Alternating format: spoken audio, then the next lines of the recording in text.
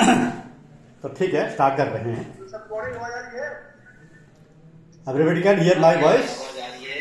मैं रिक्वेस्ट करूंगा कि आप लोग म्यूट पे रहिए। Okay, Amit sir, good morning. Good morning. Mute कर लीजिए। सेशन स्टार्ट कर रहे हैं। Mute, everybody should have to go on mute. देखिए, आज का प्रोडक्ट है कैरियर्स लीगल लायबिलिटी। तो ये प्रोडक्ट एक ऐसा प्रोडक्ट है जिसकी रिक्वायरमेंट हर ट्रांसपोर्टर फर्म, कैरियर फर्म और लॉजिस्टिक फर्म को होती है। Without this is absolutely impossible to go for the transport business. उसका रीजन क्या है कि ये ट्रांसपोर्ट बिजनेस एक ऐसा बिजनेस है जिसमें जो कुछ भी मूवमेंट होता है गुड्स का, कमोडिटीज का, कार्गो का, वो सारा की सारा ओनर का नहीं होता, ट्रांसपोर्टर का नहीं होता, कार्गो फर्म का नहीं होता, लॉजिस्टिक फर्म का नहीं होता। अब पॉइंट ये है कि आपको कहीं भी किसी भी तरीके का कोई भी माल भेजना हो, आपको, मेरे को या किसी भी थर्ड पर्सन को, तो हमारे पास बहुत सारे वेज हैं जिनको हम एक्सप्लोर करते हैं। उन सभी को एक्सप्लोर करते हुए आज देखें कि carriers legal liability purpose policy की यूटिलिटी क्या है, पर्पस क्या है, एम्स क्या है और कैसे इसको हम कवरेज प्रोवाइड करेंगे। और first of all you have to confirm me whether you are able to see it और नॉट। क्या प्रेजेंटेशन आपको विजिबल है?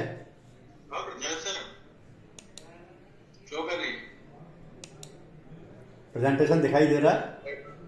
जी जी जी सर, कर देगा। somebody has to take care। ये जो लोग फ्रीक्वेंटली ज्वाइन कर रहे हैं इनका कोई एक अटेंड करते रहिए। तो प्रोडक्ट का नाम है कैरियर्स लीगल लायबिलिटी इंश्योरेंस। इसकी जरूरत क्यों पड़ती है? देखिए, मुझे आपको कहीं भी कुछ भी सामान भेजना है तो हमारे पास ऑप्शंस क्या है। बाई द वे, हमें जैसे वाटरवेज से भेजना है तो वाटरवेज से भेजने का पर्पस है कि पोर्ट टू पोर्ट सामान जाएगा, जिसके लिए शिप, स्टीमर, बोट्स और एनी काइंड ऑफ हल कहते हैं किसी भी वाटरवेज मशीनरी को, उससे भेजा जा सकता है।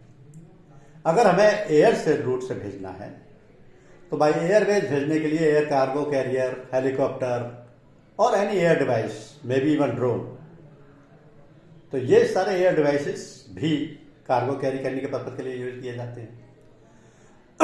रेलवे बहुत पॉपुलर मेथड है क्योंकि गुड्स ट्रेन, जिसको आप मालगाड़ी बोलते हैं, since beginning they are there to carry the goods. इसके अलावा भी कुछ स्पेसिफिक ट्रेन्स होती हैं, जैसे कि लिक्विड भेजना है, पेट्रोल भेजना है, गैस भेजनी है, वाटर भेजना है, तो टैंकर ट्रेन्स भी होते हैं। लेकिन हम जिस पॉलिसी की बात करेंगे वो है रिलेटेड रोडवेज से। रोडवेज के मायने हैं कि केवल गुड्स कैरिंग कमर्शियल व्हीकल ही माल लेकर के जाते हैं और ये goods carrying commercial vehicle LC भी हो सकते हैं, एमसी भी हो सकते हैं, एचसी भी हो सकते हैं, यानी light commercial vehicle, medium commercial vehicle, heavy commercial vehicle और कुछ स्पेसिफिक यानी स्पेशल काइंड के व्हीकल भी हो सकते हैं, जैसे tanker, refrigerator vehicle, open body vehicle, close body vehicles. तो ये जो carriers legal liability insurance policy है, ये केवल रोडवेज यानी कि रोड रूट से जाने वाले व्हीकल्स में सामान जो भी जाता है केवल उसकी रिस्क कवर करती है और ये सामान जीसीसीबी के थ्रू जाएगा, गुड्स कैरिंग कमर्शियल व्हीकल के थ्रू। अब इस पॉलिसी की जरूरत क्यों पड़ती है किसी भी कैरियर फर्म को, ट्रांसपोर्टर फर्म को या लॉजिस्टिक फर्म को? क्या ऐसा पर्पज है जिसके बिना इसका गुजारा नहीं हो सकता है, कैरियर फर्म अपना बिजनेस नहीं कर सकती? तो पॉइंट आपको यहाँ ये समझना है कि हर ट्रांसपोर्ट फर्म का मेन बिजनेस क्या होता है, और वो है कार्गो को या गुड्स को या मर्केंडाइज को एक प्लेस से दूसरे जगह पर ले जाना। लेकिन इस प्रोसेस में रिस्क बहुत ज्यादा है क्योंकि during the transit anything can happen. Anything can happen means accident भी हो सकता है, आग भी लग सकती है, चोरी भी हो सकती है, ओवरटर्न भी हो सकता है, मल्टीपल रिस्क साथ में। अब होगा क्या कि अगर कोई भी माल रास्ते में डैमेज हो जाता है तो उस माल के ओनर के पास दो ऑप्शन है। मुझे और आपको सामान भेजना है तो हम क्या करते हैं, ट्रांसपोर्टर के थ्रू भेजा तो ट्रांसपोर्टर की रिस्क पर भेज दिया कि अगर कोई भी लॉस और डैमेज रास्ते में होगा तो हम ट्रांसपोर्टर से क्लेम कर लेंगे। या एक बेटर और सेफ मेथड ये है कि पहले उस सामान का इंश्योरेंस करा दिया जाए फिर भेजा जाए। अब बाई चांस आप इंश्योरेंस करा के भी भेजते हैं, पढ़े लिखे हैं, इंश्योरेंस माइंडेड है, पैसा भी इनकम करने की कैपेसिटी रखते हैं, तो आपने अपने सामान को इंश्योरेंस करा के भेजा। इंश्योरेंस कराने के भेजने के बाद आपके पास दो ऑप्शन हो गए। अगर आपका माल रास्ते में लॉस या डैमेज हुआ है तो आप या तो ट्रांसपोर्टर से बचा लेंगे या इंश्योरेंस कंपनी से, आइदर ऑफ देम।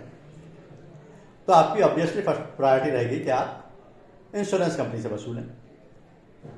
तो इंश्योरेंस कंपनी से जब आप क्लेम ले लेते हैं अपने लॉस और डैमेज का, क्योंकि आपने तो इंडेमनिटी लेनी है, इंडेमनिटी कहीं भी कोई भी एक देता है दोनों में से, तो भी यू आर इंडेमनिफाइड। आपका जितना लॉस और डैमेज हुआ वो आपको मिल गया। लेकिन जब इंश्योरेंस कंपनी आपको क्लेम पे करेगी लॉस का, तो आपसे एक सब्रोगेशन लेटर लेगी। और सब्रोगेशन लेटर, अगर आप में से कुछ नहीं जानते हैं तो आपके नॉलेज के लिए मैं बता देता हूँ कि सब्रोगेशन लेटर जैसे ही इंश्योर्ड इंश्योरेंस कंपनी को देता है, he is transferring his all rights and remedies to the insurance companies. मतलब subrogation means transfer of rights and remedies to the insurer after indemnification. जब लॉस इंश्योरेंस कंपनी ने pay कर दिया तो आपने सब्रोगेशन लेटर दे दिया, और जैसे इंश्योरेंस कंपनी को सब्रोगेशन लेटर मिला तो उसको ये राइट मिल जाता है कि उस थर्ड पर्सन को जिसने कि लॉस और डैमेज किया है या जो उसके लिए रेस्पॉन्सिबल है, उससे उस क्लेम अमाउंट की रिकवरी करनी। क्योंकि अल्टीमेटली रेस्पॉन्सिबिलिटी तो ट्रांसपोर्टर की है कि वह एक प्लेस से दूसरे प्लेस तक सेफली डिलीवर करे माल को, नहीं होता था ही इज रेस्पॉन्सिबल। अब यहां दोनों सिचुएशंस में अगर माल का इंश्योरेंस करा के भेजा तो भी इंश्योरेंस कंपनी रिकवर कर लेगी उससे, नहीं करा के भेजा तो ओनर ऑफ गुड्स रिकवर कर लेगा उससे। यानी कि ट्रांसपोर्टर फर्म को या लॉजिस्टिक फर्म को तो हर हाल में लॉस और डैमेज का क्लेम पे करना ही करना है, या नो एस्केप, बच ही नहीं सकता बस। ऐसी सिचुएशन में कैरियर्स लीगल लायबिलिटी उसके बचाव के लिए आती है, क्योंकि ट्रांसपोर्टर का तो डेली का काम है, उसकी तो 1, 2, 10, 5, 20, 50 जितनी भी गाड़ियां उसके पास, सब इसी काम में एंगेज है। उसको तो गुड्स कैरी करना है, और गुड्स कैरी करना है तो from the point of origin to the point of discharge and across the journey, पूरे रास्ते में कहीं भी किसी भी तरीके का लॉस, डैमेज, फायर, थेफ्ट, कोई कुछ भी चीज होती है तो अल्टीमेटली उसकी जिम्मेदारी हो जाती है, क्योंकि he has charge the freight for the goods which he has to deliver from one place to another place. इसलिए हर लॉजिस्टिक फर्म को, हर ट्रांसपोर्ट फर्म को इस पॉलिसी की जरूरत पड़ती है। अब ये पॉलिसी कौन लेगा? ऑब्वियसली ट्रांसपोर्टर ही लेगा, कैरियर ही लेगा, लॉजिस्टिक फर्म ही लेगी। क्यों? क्योंकि उनको उन सारे व्हीकल्स को सिर्फ गुड्स कैरिंग पर्पस के लिए यूज करना है जो उनके खुद के हैं और जो उन्होंने हायर किए हुए। अब यहां कंसेप्ट थोड़ा सा आपको समझना होगा क्योंकि सपोज मेरी एक फर्म है जयपुर गोल्डन या Jaipur Balaji golden transport firm, मेरा 3 करोड़ का टर्नओवर है साल में, मेरे पास 20 ट्रक है। लेकिन मुझे पता है कि 20 ट्रक सफिशिएंट नहीं है, मैंने 10 ट्रक्स हायर कर लिए। अब 30 ट्रक होने के बाद मैं अपना 3 करोड़ का टर्नओवर पूरा कर पाता हूं। इसका मतलब मेरी ट्रांसपोर्ट कंपनी में 30 ट्रक है, जिनमें से 20 मेरे ओन है और 10 मेरे हायर है। तो अगर मुझे carriers legal liability insurance policy चाहिए तो इन 30 के सामान की रिस्क कवर करने के लिए चाहिए, क्योंकि मेरे व्हीकल्स में सामान की रिस्क कवर हो गई और उन हायर्ड व्हीकल्स में नहीं हुई तो भी मैं तो घाटे में गया। और सिचुएशन ये भी हो सकती है ट्रांसपोर्टर फर्म के साथ कि उसने पूरे साल में भाड़ा वसूला है माल ढोने का, उससे ज्यादा कि उसने लॉस पे कर दिए, क्लेम पे कर दिए। ऐसा पॉसिबल है और ऐसा होता है, क्योंकि आपके व्हीकल्स में कितना माल डैमेज हो रहा है, कितनी गाड़ियां पलट रही हैं, कितना एक्सीडेंट हो रहा है, कितने में आग लग रही है, ये जब आप ईयर एंड पे कैलकुलेट करते हैं तो आपके लॉस और डैमेज की वैल्यू आपके टोटल अर्निंग से ज्यादा हो सकती है। That is the reason you need the carriers legal liability insurance policy. तो जब आप carriers legal liability insurance policy किसी भी कस्टमर को देते हैं, किसी भी ट्रांसपोर्टर को देते हैं, उस पॉलिसी में केवल और केवल फिजिकल लॉस और डैमेज टू द गुड्स और मर्केंडाइज और कार्गो की रिस्क कवर होती है, और कुछ भी नहीं। फिर से समझ लीजिए कि पॉलिसी का पर्पस क्या है, पॉलिसी किस लिए है। किसी भी ट्रांसपोर्टर फर्म के उन सारे व्हीकल्स के जो कि व्हीकल्स को गुड्स कैरिंग का पर्पस के लिए यूज कर रहे हैं, उनमें ट्रांजिट की सारी रिस्क केवल फिजिकल लॉस और डैमेज टू द गुड्स के लिए है।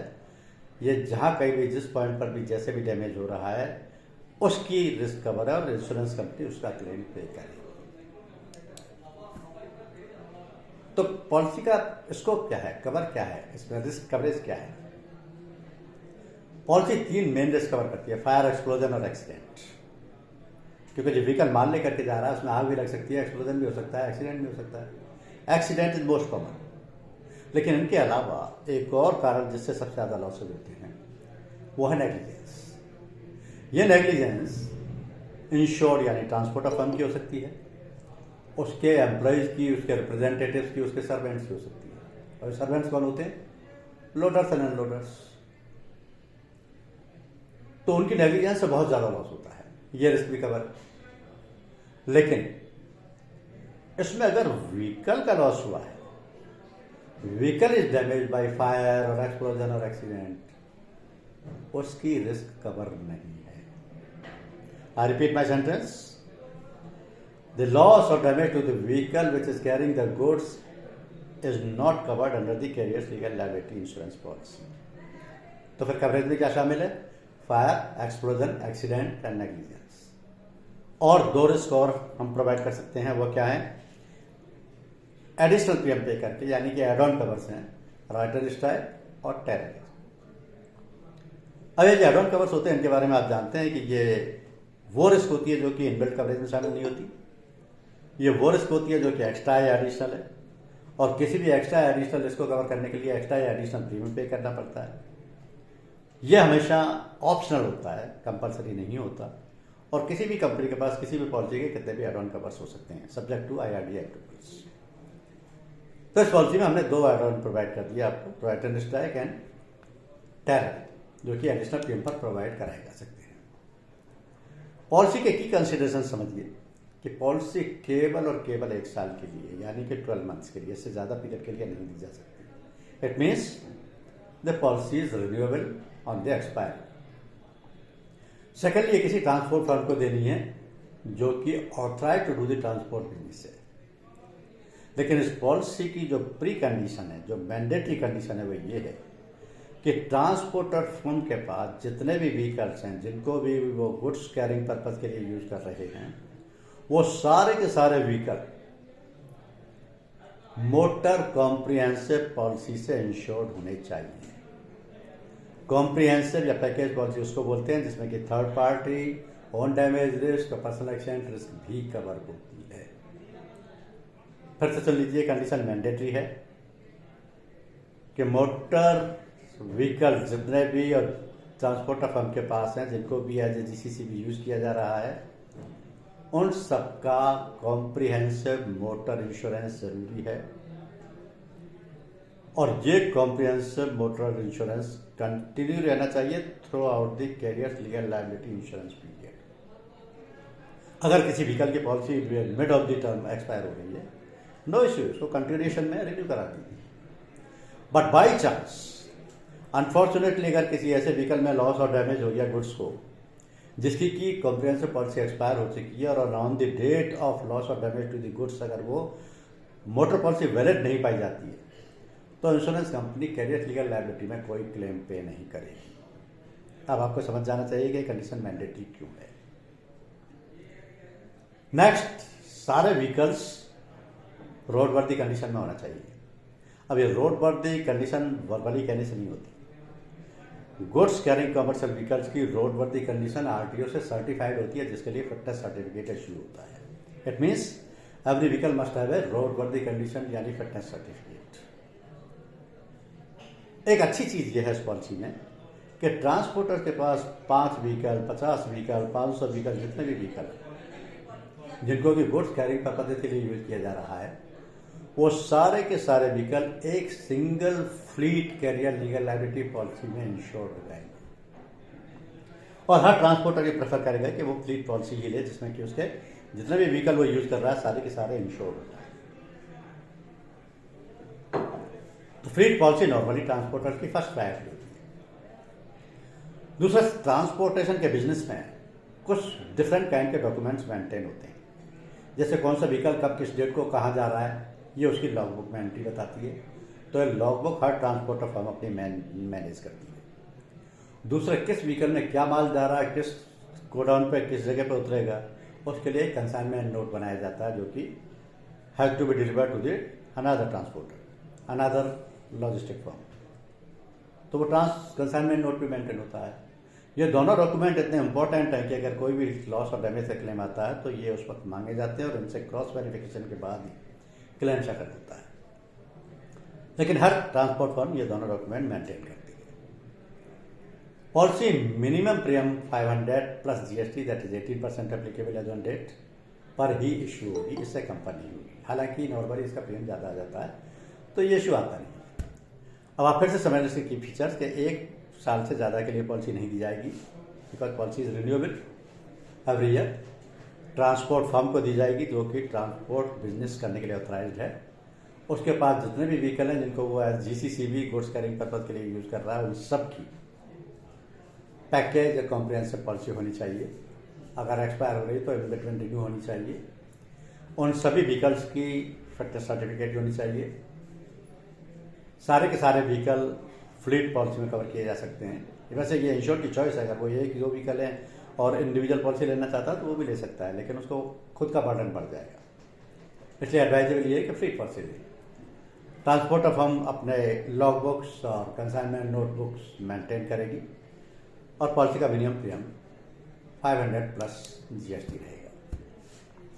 अब जब भी ये पॉलिसी आपको किसी भी ट्रांसपोर्टर को देनी है तो वो अपना कंफर्ट लेवल जानना चाहेगा, क्योंकि हर ट्रांसपोर्टर के साथ एक ही प्रॉब्लम होती है।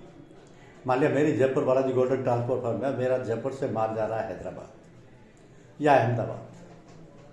अब बाई चांस मेरी गाड़ी फुल्ली लोडेड जाएगी और अहमदाबाद में जब मेरे दूसरे ट्रांसपोर्टर के पास पहुंची तो उसका गोडाउन बिल्कुल जैम पैक्ड है, उसमें जगह ही नहीं है।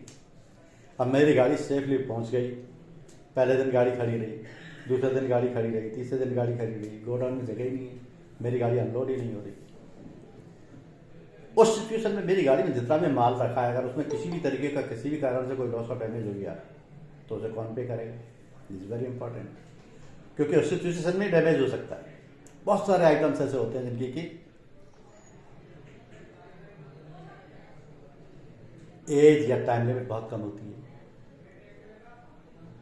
या बहुत सारे आइटम ऐसे होते हैं जो कि फ्रेग्रेंस, स्मेल या उसके फ्लेवर से खराब हो सकते हैं, या कुछ आइटम ऐसे भी हो सकते हैं जो कि उस प्लेस पे किसी भी तरीके का कोई हार्म हो रहा हो उसकी वजह से खराब हो जाए। तो हर ट्रांसपोर्टर फर्म ये कंफर्ट चाहिए कि उनको कुछ दिन का पीरियड मिले। हमने प्रोविजन पहले से करके रखा है। तो कवर ड्यूरेशन इस पॉलिसी का बहुत इंपॉर्टेंट है और हर ट्रांसपोर्टर के लिए मायने रखता है। कवर ड्यूरेशन के मायने पॉलिसी में कब रिस्क शुरू होगी और कब रिस्क खत्म होगी। इसको समझने के लिए आपको 2 पॉइंट समझने पड़ेंगे। एक होता है पॉइंट ऑफ ओरिजिन और दूसरा होता है पॉइंट ऑफ डिस्चार्ज, जिसको फाइनल डेस्टिनेशन भी बोलते हैं। अब जैसे मेरी गाड़ी जा रही है जयपुर टू अहमदाबाद, तो मेरा पॉइंट ऑफ ओरिजिन हुआ जयपुर। अब जयपुर में रिस्क कब शुरू होगी? Commencement of cover will start from place of origin, यानी जयपुर से जैसी गाड़ी चलेगी रिस्क कवर हो जाएगी। लेकिन चलने से पहले भी उस गाड़ी में रिस्क कवर है। क्या? लोडिंग ऑफ कार्गो और गुड्स और मर्केंटाइल्स ऑन द व्हीकल। जैसे ही गाड़ी में जयपुर के मेरे गोडाउन पर माल की लोडिंग शुरू होती है और उस लोडिंग के ऑपरेशन के दौरान भी अगर किसी तरीके का कोई लॉस और डैमेज हो जाता है लोडर से और अनलोडर से, वो रिस्क भी कवर है। Means policy start with loading eight the point of origin. ऐसा समझ लीजिए, अभी गाड़ी चली भी नहीं है, अभी गाड़ी लोड भी नहीं हुई है, पॉइंट ऑफ ओरिजिन पर ही खड़ी है, लोडिंग ऑपरेशन शुरू हो गया है। लोडिंग ऑपरेशंस में भी अगर किसी पर्सन का, किसी ओनर ऑफ द गुड्स का कोई माल मेरे लोडर से, अनलोडर से, मेरे रिप्रेजेंटेटिव से, मेरे एम्प्लॉयज की गलती से डैमेज हो गया तो वो रिस्क भी पॉलिसी में कवर है। तो policy start with loading eight the point of origin.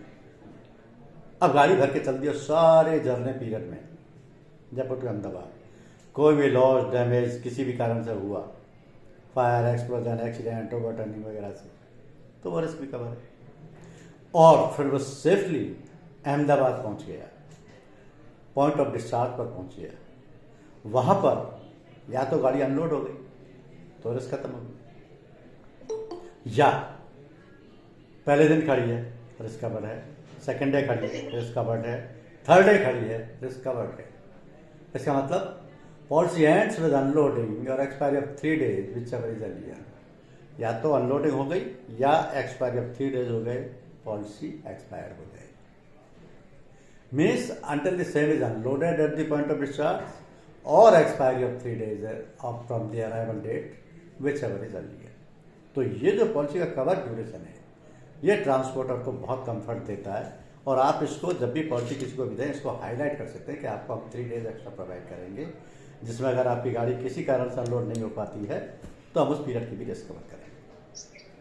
अब पॉलिसी का प्रीमियम रेटिंग कैसे होगा? इस पॉलिसी का प्रीमियम रेटिंग थोड़ा डिफरेंट तरीके से होता है। आपको 3 चीजें चाहिए। पहला, हर उस व्हीकल का GVW जो कि ट्रांसपोर्टर फर्म के पास है, जो उसको इस कैरियर लीगल लायबिलिटी पॉलिसी में कवर कराना चाहता है। अब GVW लेना बड़ा सिंपल है, क्योंकि हर व्हीकल के रजिस्ट्रेशन सर्टिफिकेट में GVW मेंशन रहता है, ग्रॉस व्हीकल वेट। सेकेंड है लिमिट ऑफ इंडेमनिटी। ये लिमिट ऑफ इंडेमनिटी हर ट्रांसपोर्टर फर्म खुद अपना चुनेगी, क्योंकि they are the person who better knows what is the total turnover during the year. तो उनको पता है उनको कितनी लिमिट सेलेक्ट करनी है, कितना उनका सम इंश्योर्ड होना है, क्योंकि ये उनके टोटल टर्नओवर की रिस्क को कवर करेगी। एंड थर्ड, वो एड ऑन कवर कौन से लेते हैं? हमारे पास 2 हैं। They can select both of them, they can select one of them, they can select none of them. तो एड ऑन कवर भी उनकी चॉइस पर रहेगा। इन तीनों बेसिस पर तो होगा प्रीमियम रेट का कैलकुलेशन, लेकिन इसमें कुछ फैक्टर्स ऐसे भी है जिनके बेसिस पर अंडरराइटर हमारा डिस्काउंटिंग या लोडिंग कर सकता है। वो है कि पहली व्हीकल की कंडीशन क्या है, क्लोज बॉडी है, ट्रेलर है, रेफ्रिजरेटर है, टैंकर है, अदर्स है, सबकी रिस्क कवर है। डिनाइल किसी के लिए नहीं है, लेकिन देखना यह पड़ेगा कि कौन कौन से है। फिर फ्लीट डिस्काउंट भी मिल सकता है। फ्लीट डिस्काउंट इस बात पर डिपेंड करेगा कितनी लंबी फ्लीट है। जो रिनाउंड ट्रांसपोर्टर्स हैं उनके पास 200 व्हीकल्स होते हैं, 100 व्हीकल्स होते हैं, 50 तो कॉमन है, क्योंकि ट्रांसपोर्टर तो हर सिटी में होता है ना। तो फ्लीट डिस्काउंट भी अवेलेबल है। पास्ट क्लेम हिस्ट्री उसकी अच्छी है तो उस पर भी डिस्काउंट है। अदर पैरामीटर जैसे व्हीकल्स की एज, फिटनेस या कोई स्पेसिफिक कार्गो कैरी करते हैं, उसके हिसाब से भी डिस्काउंट दिया जा सकता है। कंपल्सरी एक्सेस पॉलिसी में फिक्स है 2% of the claim amount subject to minimum 5,000 for each and every loss. यानी अगर पॉलिसी में कोई क्लेम आ जाता है तो हर इंडिविजुअल क्लेम पर 2% ऑफ द क्लेम अमाउंट, जो कि मिनिमम 5,000 रुपये होना चाहिए, कटेगा। लेकिन अगर बाई चांस उसने टेररिज्म का एड ऑन कवर लिया है और लॉस टेररिज्म से ही होता है तो उसकी लिमिट डिफरेंट होती है, क्योंकि terrorism is a big risk which is not directly govern by the insurance companies, it is govern by the terrorism pool. तो उनके रेटिंग्स, उनकी कंपल्सरी एक्सेस, उनका क्लेम सेटलमेंट सब कुछ डिफरेंट होता है। लेकिन other than terrorism 2% of the each claim compulsory excess रहेगा। अब पॉलिसी नॉर्मली कुछ रिस्क को कवर नहीं करेगी, यह समझना ज़्यादा इंपॉर्टेंट है, क्योंकि सबसे पहला है third party death, injury, property damage. अगर एग्जाम्पल से समझिए इसे, मेरे Jaipur Balaji golden transport firm का एक ट्रक फुल्ली लोडेड जयपुर से अहमदाबाद जा रहा है। रास्ते में 2 पर्सन उस गाड़ी के आगे आ गए, दोनों को उसने हिट किया और दोनों की एट द स्पॉट डेथ हो गई। मेरे सारे के सारे व्हीकल्स कैरियर लीगल लायबिलिटी में इंश्योर्ड हैं माल लाने ले जाने के लिए। कैरियर्स लीगल लायबिलिटी इन दोनों की डेथ के लिए एक नया पैसा भी उनको या उनके डिपेंडेंट को पे नहीं करेगी। अब आपको समझ जाना चाहिए क्यों नहीं करेगी, क्योंकि this is a risk. Third party death, injury, property damage, ये ऐसी रिस्क है जो कि मोटर व्हीकल एक्ट 1988 के प्रोविजन से कवर होती है, और इस रिस्क को मोटर इंश्योरेंस पॉलिसी में कवर किया जाता है। इसलिए हर व्हीकल की कॉम्प्रिहेंसिव पॉलिसी मैंडेटरी है। हालांकि ये रिस्क तो थर्ड पार्टी पॉलिसी में भी कवर हो जाएगी, लेकिन हमारी प्री कंडीशन है कि पैकेज पॉलिसी होनी चाहिए, क्योंकि नॉर्मली ट्रांसपोर्टर फर्म्स अपने व्हीकल्स पे बहुत कॉस्ट होते हैं, इसलिए वो कॉम्प्रिहेंसिव पॉलिसी ही लेती हैं, थर्ड पार्टी लेना प्रेफर भी नहीं करते ज़्यादातर। कॉन्ट्रेक्चुअल लायबिलिटी कवर नहीं होगी। इसके अलावा अगर उसमें जो सामान जा रहा है जिसका लॉस हुआ है वो किसी ट्रांसपोर्टर के या एम्प्लॉय का है, सर्वेंट का है, एजेंट का है, सब कॉन्ट्रैक्टर का है, उसकी रिस्क भी कवर नहीं है। रॉयल्टी एंड स्ट्राइक रिस्क भी कवर नहीं है, लेकिन उसको एडिशनल प्रीमियम दे करके कवर कराया जा सकता है। टेररिज्म की रिस्क भी कवर नहीं है, लेकिन उसको एडिशनल प्रीमियम दे करके कवर कराया जा सकता है। इनहेरेंट डिफेक्ट ऑफ वाइस, ये आपको समझने के लिए है। इनहेरेंट डिफेक्ट ऑफ वाइस क्या होता है? कुछ आइटम्स ऐसे होते हैं जिनकी लाइफ बहुत शॉर्ट होती है, जैसे फॉर एग्जाम्पल वेजिटेबल्स हैं, फ्रूट्स हैं, मिल्क प्रोडक्ट्स हैं, स्वीट्स हैं, बेकरी आइटम्स हैं, इनकी लाइफ बहुत लिमिटेड होती है। और वो लाइफ यानी वो डेज पूरे होने के बाद इनमें इनकी खुद की प्रॉपर्टी से वो आइटम खराब हो जाता है। पेरिशेबल आइटम होते हैं, इनको वो बोलते हैं रॉटन हो गया या डीके हो गया। एग्जाम्पल से समझाता हूँ मैं। जयपुर से अहमदाबाद मैंने ट्रक भेजा फुल ऑफ बनानास, मान लिया उसमें 2 लाख रुपए के केले जा रहे हैं। अब नॉर्मली जयपुर से अहमदाबाद दूसरे दिन डिलीवरी हो जाती है, तो केला से फ्री डिलीवर हो जाता है। लेकिन बाई चांस रास्ते में कोई ऐसी इंसिडेंट हो गई, कहीं रास्ता ब्रेक हो गया या कहीं राइट हैंड स्ट्राइक हो गई या कोई और कारण हो गया, तो गाड़ी 5वें दिन डिलीवर हुई। 5वें दिन पहुंची, 5वें दिन तो केला सारा सड़ गया रास्ते में। अब ये जो लॉस हुआ ये कोई एक्सीडेंटल लॉस नहीं, इसको carrier legal liability insurance policy pay नहीं करेगी, बिकॉज दिस इज इनहेरेंट, ये तो होना ही था। अगर 5वें दिन गाड़ी वहां खाली नहीं होती तो भी होना था। तो इन सच ए केस इनहेरेंट डिफेक्ट और risk is not covered. Consequential loss नहीं। कॉन्सिक्वेंशियल लॉसेस क्या हो सकते हैं? डेप्रिसिएशन है, डिले है, मार्केट में प्राइस में अप्स एंड डाउन है, वो रिस्क भी कवर नहीं होगी। और अगर ट्रांसपोर्टर फर्म ने किसी लॉ को फॉलो नहीं किया, जैसे मान लिया गाड़ी तो जयपुर से अहमदाबाद भेजी है लेकिन उनके पास स्टेट परमिट है, तो अहमदाबाद भेजने के लिए तो उनको रजिस्टर परमिट चाहिए ना, या उस स्टेट की परमिशन चाहिए। परमिट सही नहीं है, फिटनेस सर्टिफिकेट सही नहीं है, ड्राइविंग लाइसेंस नहीं है, इन केसेस में इंश्योरेंस कंपनी क्लेम पे नहीं करेगी। तो these are the exceptions of the policy which are not covered.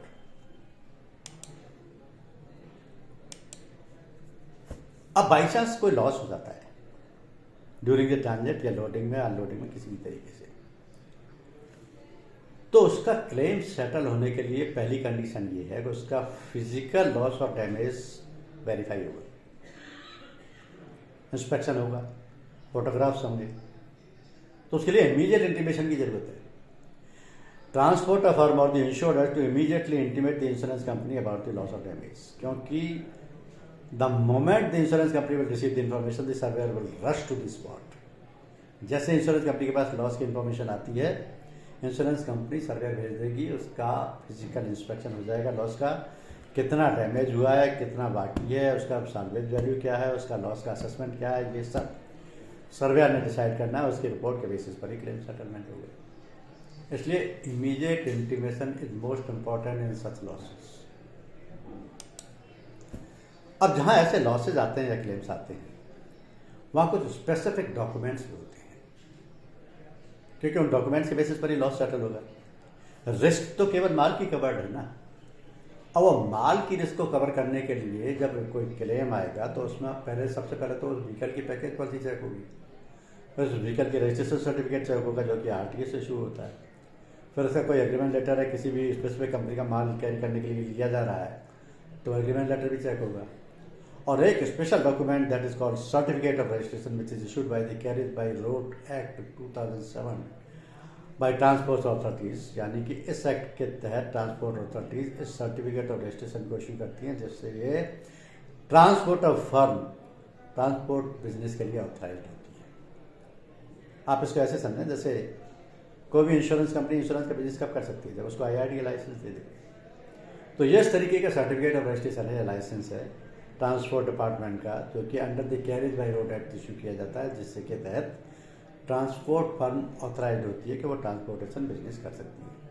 और ये आपको नॉर्मली हर ट्रांसपोर्टर के ऑफिस में ड्यूली फ्रेम्ड डिस्प्ले होता हुआ मिलेगा। उस व्हीकल का फिटनेस भी चाहिए, क्लेम का नरेशन भी चाहिए, इसके अलावा जो ट्रांसपोर्ट से रिलेटेड डॉक्यूमेंट है जैसे GR। अब ये गुड्स रिसीप्ट एक ऐसा डॉक्यूमेंट है जो ट्रांसपोर्टर केवल इस एक पेज के डॉक्यूमेंट को ओनर ऑफ गुड्स को देता है। यानी मैं अगर 10 आइटम भेज रहा हूँ जयपुर से अहमदाबाद, फ्रिज है मेरा, वॉशिंग मशीन्स हैं मेरे, इलेक्ट्रॉनिक गैजेट्स हैं, सबको वो एक ही गुड्स रिसीप्ट में लिख देगा कि इतना आइटम इतने वैल्यू इस डेट को इस प्लेस से इस ओनर के इस जगह पर पहुँचे। तो अगर उस व्हीकल में मिक्स्ड आइटम जा रहे हैं, वैरायटी ऑफ आइटम्स जा रहे हैं, तो उन सब का अगर GR का सम का टोटल कर लें तो पता लग जाता है कि इसमें कितनी वैल्यू का माल जा रहा है। So this goods receipt is most important document which is the only proof given to the owner of the goods by the transporter. Secondly, good forward note. A good forward note transporter to transporter जाता है कि इस truck में जो इस place से इस date को चला है ये माल आ रहा है, ये गुड फॉरवर्ड नोट बताएगा। तो ये सारे के सारे डॉक्यूमेंट क्लेम सेटलमेंट के लिए जरूरी हो जाते हैं। इसी तरीके से जब ये पॉलिसी आपको किसी न किसी ट्रांसपोर्टर को या किसी लॉजिस्टिक फर्म को देनी है तो आपसे एक्सपेक्ट किया जाता है कि आप उसे बेयर मिनिमम डिटेल कलेक्ट करें। लेकिन इस बेयर मिनिमम डिटेल में क्या चाहिए, कितने नंबर ऑफ व्हीकल्स हैं, एज पर RC उनका क्या GVW है, लिमिट ऑफ इंडेमनिटी ट्रांसपोर्टर को कितनी चाहिए, एड ऑन कवर कौन कौन से चाहिए, किस टाइप की उनकी व्हीकल्स की बॉडी है, क्लॉथ बॉडी है, टैंकर है, ट्रेलर है, रेफ्रिजरेटेड व्हीकल है, उनकी एज कितनी है, यानी कि डेट ऑफ मैन्युफैक्चरिंग से RC से आइडेंटिफाई हो जाती है। टाइप ऑफ कार्गो, किसी भी तरीके का कार्गो ले जाना अलाउ है, लेकिन कुछ ट्रांसपोर्टर फर्म सिर्फ किसी स्पेसिफिक फर्म का ही कार्गो ले जाती हैं। जैसे कि मान लिया मेरे 5 ट्रक हैं, 5 की 5 श्री सीमेंट से एंगेज हैं, मैं श्री सीमेंट फर्म से माल उठाता हूँ और उसके सारे डिस्ट्रीब्यूटर्स को सप्लाई कर देता हूँ। तो ये स्पेसिफिक आइटम हो गया। कार्गो क्या हुआ उसमें, सीमेंट नॉन हैजार्डस आइटम है, तो मेरी रेट प्रीमियम रेट भी कम हो जाएगी इस हिसाब से। तो सब केसेस में ऐसा नहीं होता, लेकिन ऐसा भी होता है। पास्ट क्लेम हिस्ट्री, इंश्योर्ड ने प्रीवियस पॉलिसीज पर कितने क्लेम किस तरीके से लिए हैं और क्या उसको सिंगल पॉलिसी चाहिए या फ्री पॉलिसी चाहिए।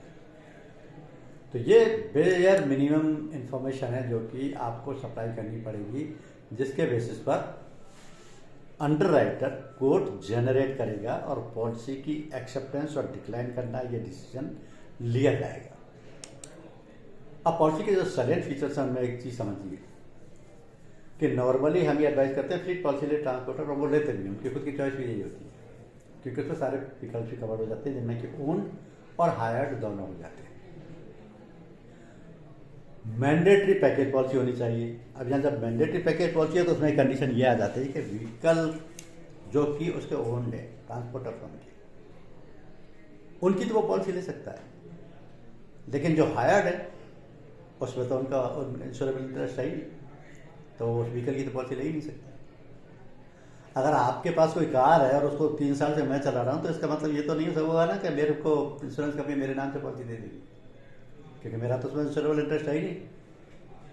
तो पॉलिसी तो ओनर ही लेगा जो जिसने उस व्हीकल को भाड़े पर दिया है, लेकिन वो पॉलिसी कॉपी लेकर के अपनी ट्रांसपोर्टर फर्म को सबमिट कर देगा, जिससे प्रूफ हो जाएगा कि yes this vehicle is comprehensively insured at a time of loss, this policy must continue.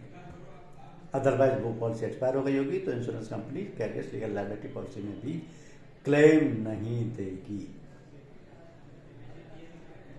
तीसरी कंडीशन ये है कि कैरियर्स लीगल लायबिलिटी पॉलिसी में किसी भी तरीके का कार्गो ले जाना अलाउ है, लेकिन कुछ आइटम्स ऐसे होते हैं जो कि कॉन्ट्राबैंड होते हैं। Contraband means not permitted by the law.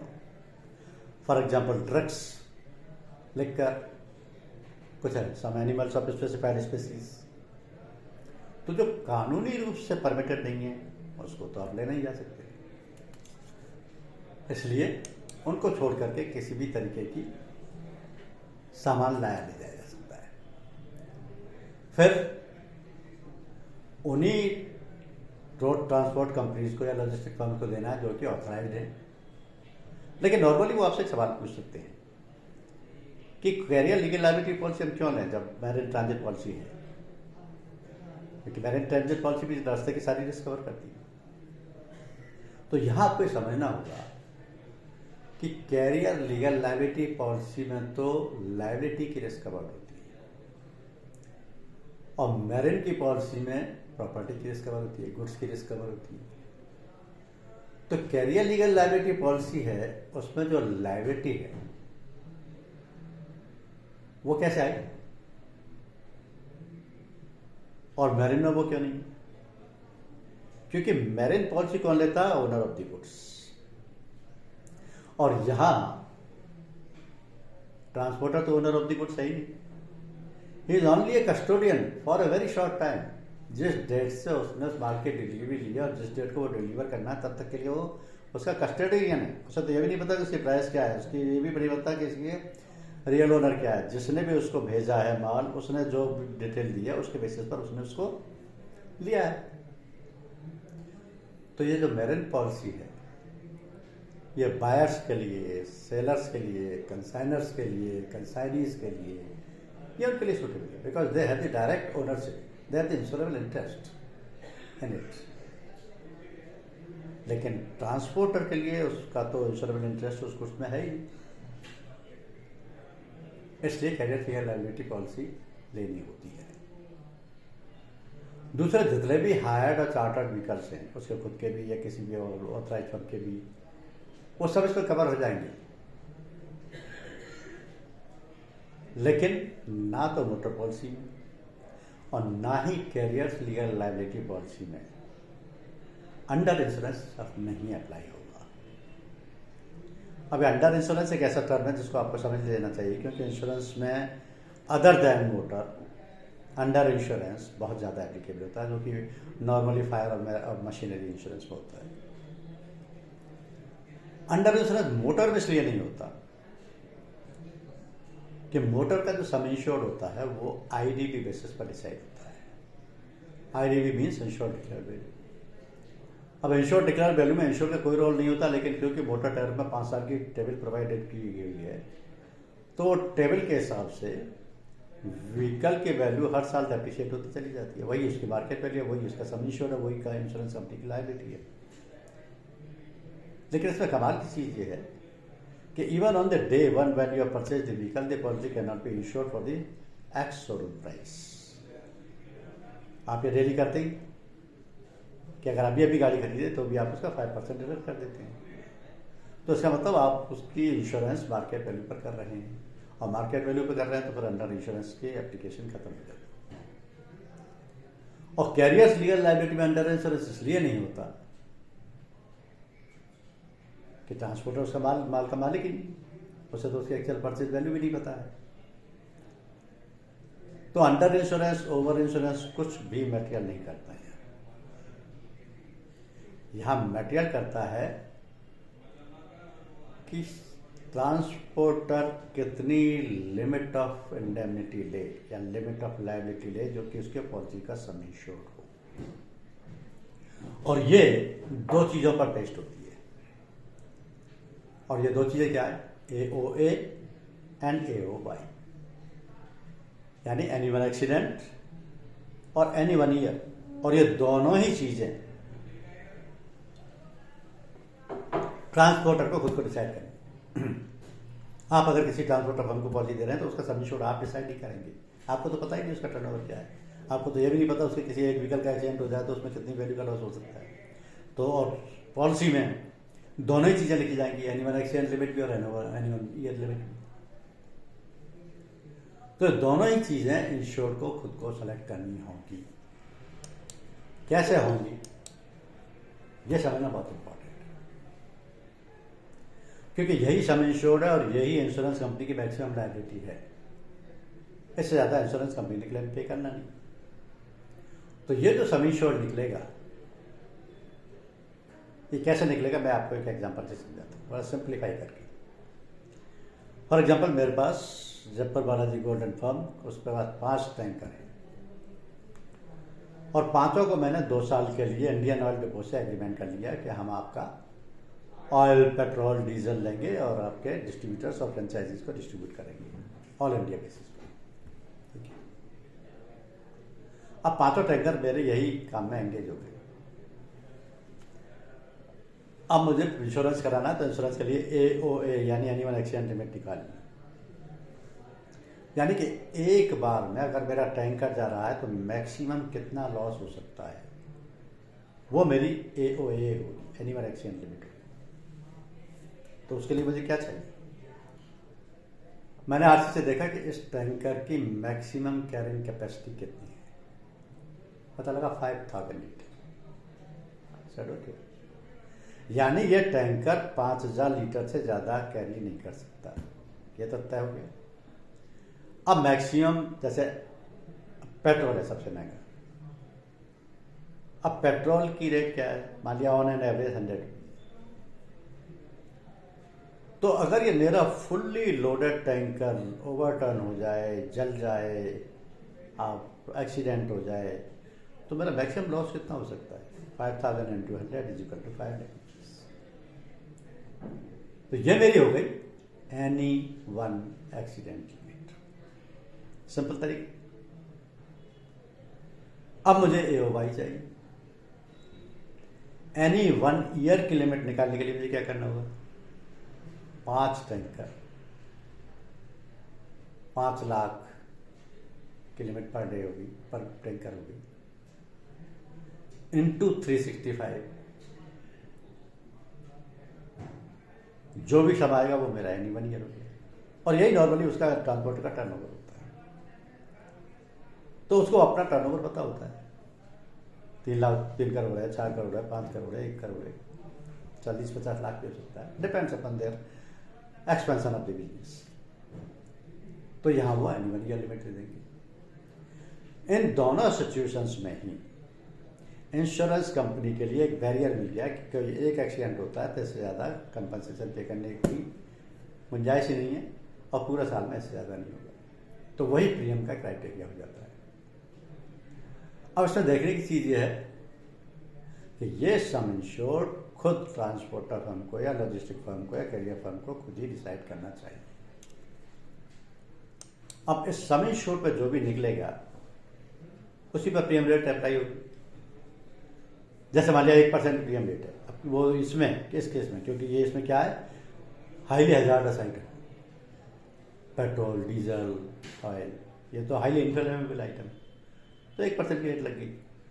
अब जो नॉन हजार्डस है, नॉन हाईली इनफ्लेमेबल है, 15 पैसे, 20 पैसे, 25 पैसे की रेट भी हो सकती है। This is just for your idea, this is totally underwriters decision, we don't interfere in it. अब इसको समझने की एक चीज ये है कि कैरियर्स लीगल लायबिलिटी पॉलिसी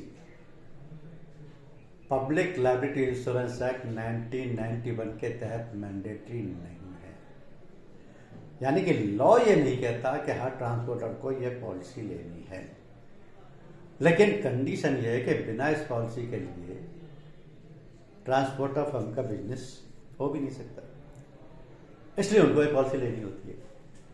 अब जब भी कभी और जहाँ कहीं भी ये पॉलिसी को आप देने जा रहे हैं तो आपको एक सिचुएशन फेस करनी पड़ेगी, और वो सिचुएशन ये है कि we are the late entrants into this field. हमारी ये जो कैरियर लीगल लायबिलिटी पॉलिसी कोई नई पॉलिसी नहीं, लेकिन हमारे लिए नई है क्योंकि हमारी पॉलिसी 2-3 साल पहले ही आई। ट्रांसपोर्टर्स जिनकी फर्में 100 साल पहले से चली आ रही हैं वो हमारी पॉलिसी का तो वेट कर नहीं रहते, उन्होंने तो पॉलिसी ले रखी थी तभी बिजनेस कर रहे थे, क्योंकि कोई भी ट्रांसपोर्टर इतनी रिस्क नहीं लेगा जो कि कैरियर लीगल लायबिलिटी पॉलिसी के बिना अपना बिजनेस करे। तो सबने ऑलमोस्ट, जब आप नए एंटर हो रहे होंगे इस बिजनेस में तो आपको ये प्रॉब्लम फेस करनी पड़ेगी। आपको अपनी पॉलिसी ऑफर करेंगे कि हमारी पॉलिसी में ये कंफर्ट है, आपके लिए हमने ये अरेंजमेंट किया है, तो भी वो कहेगा कि सर ये पॉलिसी तो हमने ले रखी है, उस इंश्योरेंस कंपनी से हमारी पॉलिसी चल रही है। तो आप कह सकते हैं कि जब भी पॉलिसी आपके एक्सपायर हो हमारी पॉलिसी को भी रिन्यूअल पे आप हमें बुला लें, क्योंकि आप किसी भी एक ट्रांसपोर्टर फर्म के ऑफिस में एंट्री ले लेते हैं तो आपके लिए विन विन सिचुएशन है, क्योंकि आपको डबल बेनिफिट होता है। एक तो आपको वो bulk business carrier legal liability insurance policy का मिलेगा, दूसरा उसके सारे जो व्हीकल्स हैं उसमें भी आपकी एंट्री हो जाएगी। तो नॉर्मली ट्रांसपोर्ट अगर हर सिटी में मिल जाएगा आपको, और हर ट्रांसपोर्ट नगर में 100, 200, 500 फर्म तो आपको इजीली मिलेंगे। अब ये इतना बड़ा और इतना स्कोप है इसका, इतना वॉल्यूम ऑफ बिजनेस है इसका, हर जगह पे आपको क्रिएट करने की जरूरत नहीं है, ये तो ऑलरेडी है, एग्जिस्टिंग है, बस पॉकेट चेंज होनी है, बस इतना से ही फर्क है। कल ये उसकी पॉकेट में था, आज ये अपनी पॉकेट में होगा, बस इतना ही फर्क है। तो बहुत ज़्यादा एफर्ट्स मारने की जरूरत नहीं है, लेकिन क्योंकि पॉलिसी कंफर्ट मांगती है ट्रांसपोर्टर, तो हमारी पॉलिसी में 4 चीज़ें बहुत अच्छी हमने दी हुई हैं। पहला 3 दिन का हमने दिया हुआ है उसको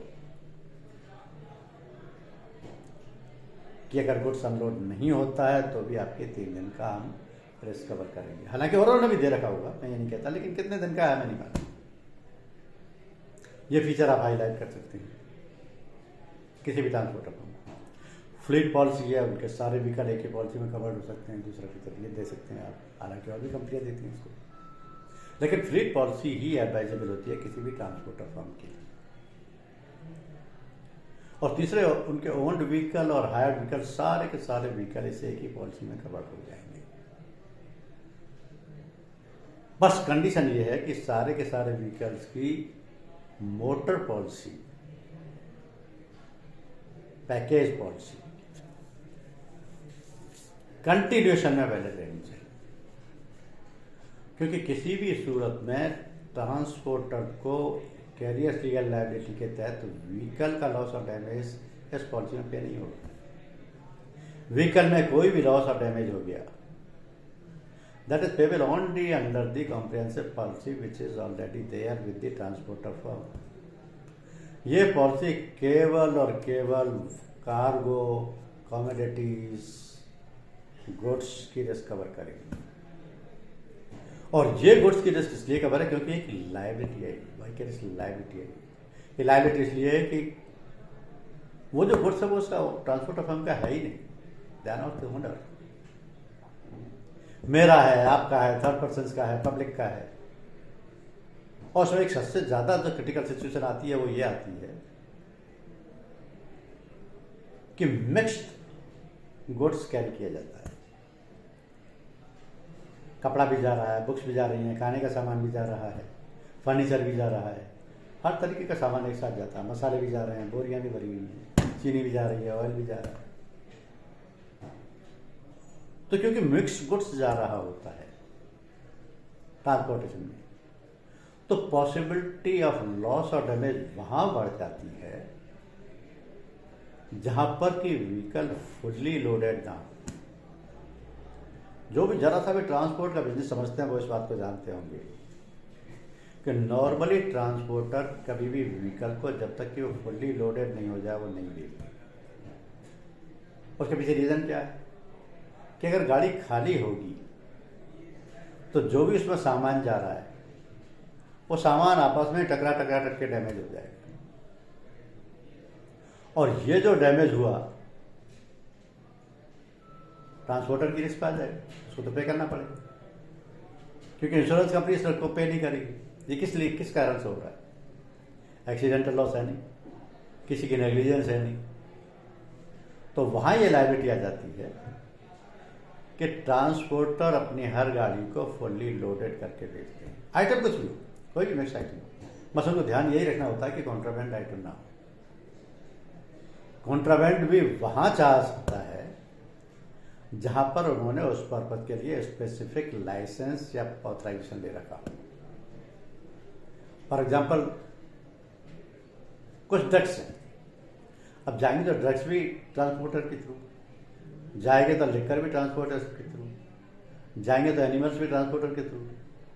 कैरी करने का माध्यम रूट से तो यही है, अदरवाइज रेलवे से भेजना है या किसी और बोर्ड से भेजना पड़ेगा। लेकिन अगर इनका ऑथराइजेशन लिया हुआ है, इनका लाइसेंस लिया हुआ है या किसी एक्ट के तहत इनको परमिट किया हुआ है, then it's okay, otherwise not, simply. क्योंकि कार्गो चाहे बल्क हो या रिटेल हो, कमोडिटी चाहे वेयरेबल हो या एडेबल हो या डेकोरेबल हो, किसी भी तरीके की हो, movement of everything is permitted on the road through the GCCBs. और ये जीसीसीबी लाइट व्हीकल हो, मीडियम व्हीकल हो, हैवी कमर्शियल व्हीकल हो, ओपन बॉडी हो, क्लोज बॉडी हो, रेफ्रिजरेटेड व्हीकल हो, सब तरीके के व्हीकल परमिटेड हैं, कोई रेस्ट्रिक्शन नहीं। क्योंकि ट्रांसपोर्टर्स के पास आप अकॉर्डिंग टू देयर रिक्वायरमेंट्स इस तरीके के व्हीकल्स आपको मिलेंगे, ऑलरेडी मिलेंगे। लेकिन क्योंकि इनके ऑथराइजेशन हैं, they are registered at GCCB, they are having the fitness per certificate, they are having the permit from issued by the RTO, तो उनका वैलिडेशन हो गया, और वैलिडेशन हो गया means they can be used as the mode of the transport. तो हर transport firm सबसे पहला काम अपना यही करती है कि पहले उनके व्हीकल के डॉक्यूमेंटेशन पूरे हों, फिर ट्रांसपोर्टेशन से रिलेटेड डॉक्यूमेंट पूरे हों, फिर जो गुड्स जा रहा है उसकी डिटेल पूरी हो। और ये तीनों ही चीज़ें इसलिए कंपलसरी हो जाती हैं because all these three things are the part of the claim process. क्योंकि क्लेम के टाइम पर फिजिकल वेरिफिकेशन होगा हर चीज़ का। लॉस और damage reported to the insurance company has to be physically verified by the authorised and licence surveyor. और वो ऑथराइज्ड और licence surveyor who is competent to assess the loss, verify the loss, will be there at the site of the loss। उसके verification के बिना तो आपको insurance company को तो पता ही नहीं क्या लॉस हुआ है, क्या डैमेज हुआ है, कैसे हुआ है, कवर भी है या नहीं, कौन से व्हीकल में हुआ है, उसके पास कॉम्प्रिहेंसिव पॉलिसी है भी या नहीं। ये सारी चीज़ें एक ही स्टेज में आइडेंटिफाई हो जाती हैं। लेकिन क्योंकि जो मिनिमम आपको बेयर मिनिमम इंफॉर्मेशन अंडरराइटर को देनी है पॉलिसी इशू करने के लिए, उसमें आपको ये सारी चीज़ें लेनी है, और लेने के बाद ही अंडरराइटर इस पोजिशन में आएगा कि वो आपको कोड जनरेट कर दे। व्हीकल की डिटेल भी उसको चाहिए, टाइप ऑफ कार्गो भी चाहिए, पिछली क्लेम हिस्ट्री भी आपको चाहिए, क्या इंश्योर्ड ने limit of indemnity. Limit of indemnity लेने के लिए कोई बैरियर नहीं। मान लिया उसका पिछले साल 2 करोड़ का टर्नओवर था, इस साल वो 3 करोड़ की लेना चाहता है। It means he want to expand his business. वो अपने बिजनेस को बढ़ाना चाहता है, एक्सपेंड करना चाहता है, अपनी और ब्रांचेस खोलना चाहती है। 3 करोड़ का ले, 4 करोड़ के लिए कोई रेस्ट्रिक्शन नहीं, लेकिन उसकी रेलेवेंस होनी चाहिए। अब उसका बिजनेस से 10 लाख का वो पॉलिसी ले रहा 2 करोड़ की, तो रेलेवेंस नहीं मिलती। इसलिए ये कोड जनरेट करते टाइम ये चीज़ें वेरीफाई की जाती हैं। बाकी चीज़ें आपको व्हीकल की आरसी में मिल जाती हैं, और ये आरसी आपको जीवीडब्ल्यू भी दे देगी, व्हीकल की मैन्युफैक्चरिंग यानी कि एज भी दे देगी, ये सब कंफर्मेशन हो जाएगी। पॉलिसी सिंपल है, प्रीमियम कैलकुलेशन सिंपल है, क्लेम प्रोसेस बिल्कुल सिंपल है, बस एक ही कॉम्प्लिकेशन है, we are the late entrant into the market with this policy. wherever you are going, you may already find the transporter is already having this policy। वहाँ आपको अपनी स्किल, अपनी मार्केटिंग स्किल्स, मार्केटिंग एक्सपर्टीज दिखानी है कि अब हम आपको ये सर्विस प्रोवाइड करेंगे। एक बार आपको एंट्री मिल गई तो आपको दोनों फील्ड में, मोटर बिजनेस में भी, कैरियर लायबिलिटी में भी, दोनों में अपॉर्चुनिटी मिलेगी कि आप प्रीमियम ले सकें। अब आपका कोई भी सवाल हो आप पूछ सकते हैं। Any questions? अपनी ही पॉलिसी जरूरी तो नहीं है कंपल्सरी?